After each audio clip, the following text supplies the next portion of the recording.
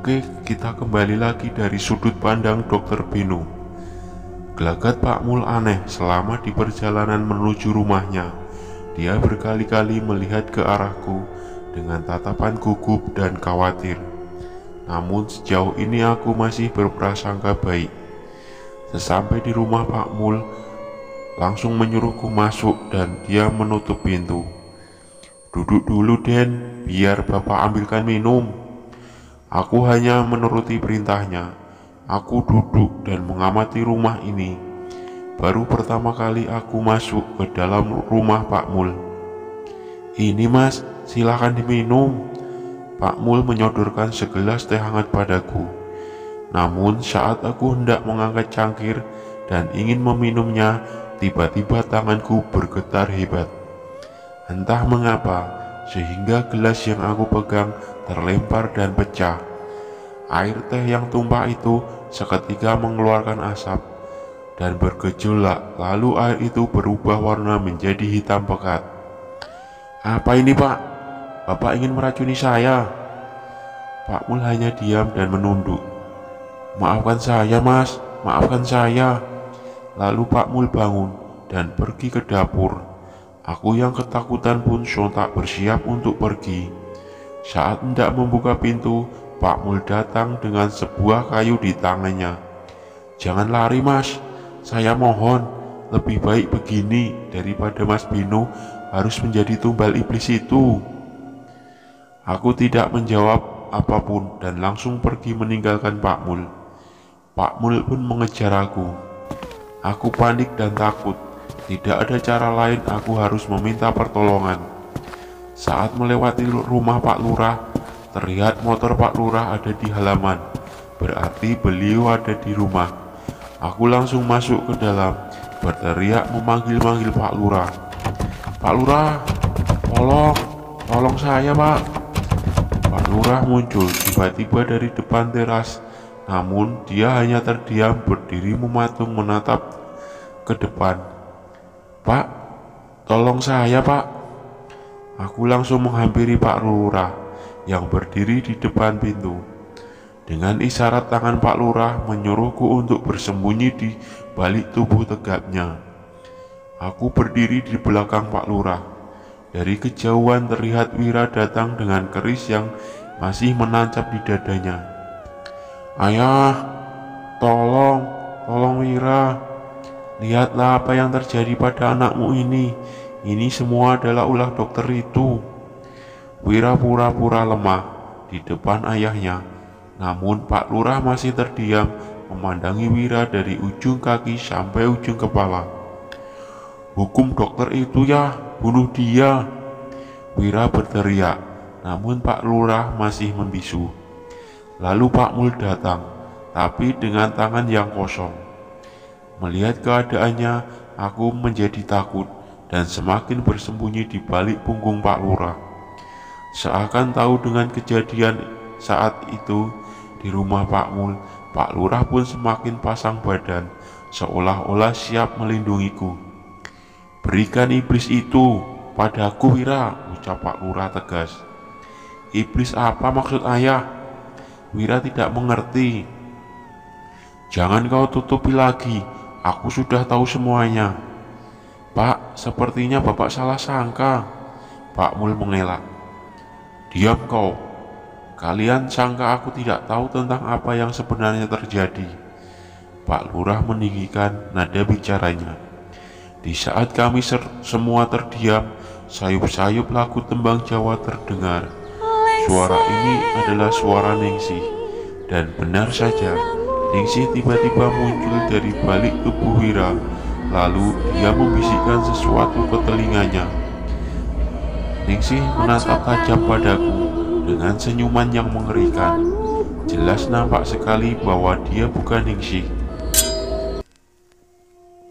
Seketika kepala Pak Mul putus, terlepas dari tubuhnya. Entah dari mana Wira mendapatkan parang itu, namun sekejap mata dia langsung memenggal Pak Mul. "Wira, beraninya kau!" Pak Lurah berteriak dengan tubuh yang bergetar, menampakkan betapa murkanya dia. Namun tetap tidak ada raut penyesalan atau kesedihan di wajah Wira. Malah dia masih bisa tersenyum. Wira memegangi kepala Pak Mul, diajungkan ke depan, lalu dia berkumat kamit dengan mata tertutup. Dari belakang tubuhnya Ningsih mulai menari dengan gemulai tarian khas Jawa sambil terus mengembangkan tembang Jawa. Lalu Ningsih berhenti dan sebuah keranda kosong terbang menuju ke arah kami. Dengan sebuah keris di tangan Pak Lurah menghadang keranda itu, seperti ada sebuah perisai terbentang melindungi kami. "Mundurlah, jauh dariku," ucap Pak Lurah pelan padaku. Aku pun mengikuti arahannya, mundur beberapa langkah dari Pak Lurah. Tiba-tiba Pak Lurah terpelanting dan jatuh. "Pak, apa Bapak baik-baik saja?" Aku langsung menghampiri Pak Lurah dan membantunya bangun. Tapi Pak Lurah malah menatap keris yang terselip di celanaku. "Ini keris Nyai Ageng?" "Iya Pak, ini pemberian Ki Rekso padaku." "Berikan padaku," pinta Pak Lurah. Aku langsung menyerahkan keris itu padanya. Beliau langsung bangkit dan merapalkan sesuatu. Keris itu dilemparkannya pada Ningsih. Ningsih terdorong terbang hingga menancap di salah satu pohon dengan keris Nyi Ageng yang tertancap di dadanya. Ningsih menggeliat, bergetar hebat. Dari mata, hidung, telinga, mulut mengeluarkan darah. Lalu dia terdiam, sepertinya telah mati atau hanya tak sadarkan diri. Wira melihat itu mulai panik dan ketakutan, sementara Pak Lurah menarik keris dari saku celananya. "Apa kau tahu, Wira? Mengapa saat aku melakukan perjanjian dengan iblis itu dan aku menyudahinya, hanya anakku dari kampung sebelah yang menjadi korban, sementara kau tidak? Padahal aku harus mengorbankan semua keturunanku. Kenapa kau malah selamat? Apa kau tidak pernah memikirkan itu?" Aku tidak mengerti apa yang Pak Lurah katakan, namun perkataannya berhasil membuat Wira tercengang. "Maksud ayah, aku bukan anakmu." "Aku kira kau tidak sebodoh itu, Wira. Jangan berbelit-belit, jelaskan semuanya," Wira berteriak. "Orang yang kau penggal kepalanya itu adalah ayahmu, Wira."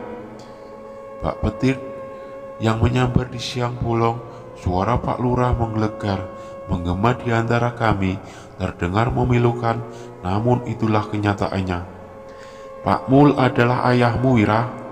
Ibumu tidak bisa memiliki anak." Saat Pak Mul datang dengan menggendong seorang bayi dan dia berkata bahwa istrinya telah meninggal, seketika ibumu langsung jatuh hati pada bayi itu. Dengan belas kasih meminta izin aku untuk merawatnya sebagaimana anaknya sendiri. Lalu aku pun memberi izin. Bayi itu adalah kau, Wira. "Bapak!" teriak Ibu Lurah yang datang dari arah lorong. Kami semua terdiam, tidak kecuali Wira. Air mata mulai meleleh dari kedua matanya, jatuh membasuhi pipi.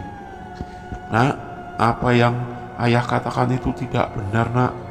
Kau adalah anak ayah dan ibu. Bagaimanapun, apapun yang terjadi, kau tetap anakku." Ibu Lurah berkata dengan berliang air mata, berusaha memeluk Wira yang mematung. Wira mengambil keris Nyai Ageng Suro yang tergeletak di bawah kakinya. "Maafkan aku, Bu. Aku akan mengakhiri semuanya." Wira menancapkan keris itu tepat di dada sebelah kiri. Kali ini keris itu berhasil mengenai jantung Wira. Wira ambruk, tangisan Bu Lurah pecah. Saat itu juga aku berlari menghampirinya, meskipun sempat ditahan oleh Pak Lurah. "Wira, maafkan aku, bukan begini maksudku. Aku merasa bersalah karena telah membawa keris itu sebelumnya." Tidak apa, Mas. Ini adalah balasan untuk menebus semuanya. Maafkan aku, Mas, karena ingin mencelakaimu. Aku telah membunuh ayahku sendiri, Mas." Wira menangis menatap jenazah Pak Mul tanpa kepala di sebelahnya. Lalu tidak lama Wira mengembuskan napas terakhir. "Wira," jerit Ibu Lurah. Seiring dengan kematian Wira, Ningsih yang tertancap di pohon jatuh ke tanah. Wajah seramnya hilang, berganti dengan wajah Ningsih biasanya. Kau yang telah membunuh anakku." Bu Lurah mendorongku sambil terus berusaha untuk menyerangku. "Kau penyebabnya." Kali ini dia berhasil menyekik leherku. Pak Lurah langsung menghampiri kami. Dengan sekuat tenaga, beliau berusaha melepaskan cekikan itu. Aku jatuh sambil memegangi leher aku, mencoba mengatur napas yang sesak karena cekikannya sangat kuat. "Apa yang kau lakukan, ha? Dia telah membunuh anakmu, dia pantas mati. Sadarlah, ini semua adalah ulah Wira. Dia pantas mendapatkan semua ganjaran itu." Bu Lurah terdiam, terdengar suara besi beradu. Tiba-tiba sebuah keranda terbang, entah dari mana arahnya. Gagang pegangannya di depan keranda itu menusuk perut Bu Lurah dan membawanya masuk ke dalam rumah. Aku dan Pak Lurah terdiam, masih tidak percaya dengan apa yang kami lihat. Semua begitu sangat cepat.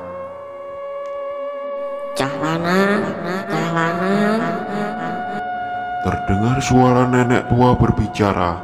Suaranya nampak jauh terdengar jelas. Nada suaranya pelan dan serak sehingga membuat bulu tengkuk ini meremang. Saat kami terdiam, tiba-tiba Pak Lurah jatuh terkurap, seperti ada yang menarik kakinya. Lalu dia pun terseret masuk. Pak Lurah meringis, keringat mulai bercucuran. Saat aku ingin membantunya, sosok hantu bocah lelaki itu justru memegangi tanganku, berusaha untuk memegang. "Cepat pergi dari desa ini, cepat!" Pak Lurah tertarik ke dalam. Pintu seketika tertutup rapat dan lantungan tembang Jawa terdengar. Kali ini suara nenek tua itu yang melantunkannya. Suara bocah itu memaksaku untuk pergi. Aku pun berlari, meninggalkan semuanya dengan air mata yang terus-menerus menetes, memikirkan apa yang terjadi dengan Pak Lurah. Ingin aku berhenti, aku pun berlari. Hingga tidak terasa aku sampai di gapura desa. Sayup-sayup terdengar tembang Jawa itu lagi. Aku yang ketakutan mencegat sebuah mobil yang melintas dan meminta tolong untuk diantarkan kemana saja, asal pergi dari desa terkutuk ini. "Pak Lurah, Anda orang baik, tidak pantas menghakimi seseorang dari masa lalunya, karena kita tidak tahu bagaimana berusahanya dia untuk keluar dari jerat masa lalunya. Kirekso, Wira, Ningsih, dan Pak Mul, terima kasih. Semoga kalian beristirahat dengan tenang."